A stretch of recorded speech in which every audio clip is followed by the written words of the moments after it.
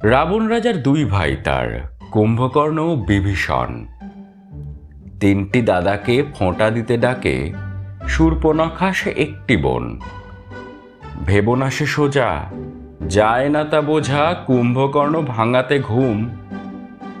তোমরা কি জানো দেওয়ালিতে কেন পটকাবাজির এমন ধুম? রাবণটা জাতা, 10খানা মাথা 10টা কপালে পড়াতে ফোঁটা। শূর্পণখার আঙুলখানার বেজে যেত প্রায় 11:45। হস্তিনাপুরে দুঃশলা জেরে 100 ভাইয়ের একটি বোন। কোন ভোর থেকে ফোঁটা নিতে থাকে দুর্যোধন আর দুঃশাসন। আঙুলেতে ব্যথা, শেষ করে কথা, ভাবছে এবার মিষ্টি খাই।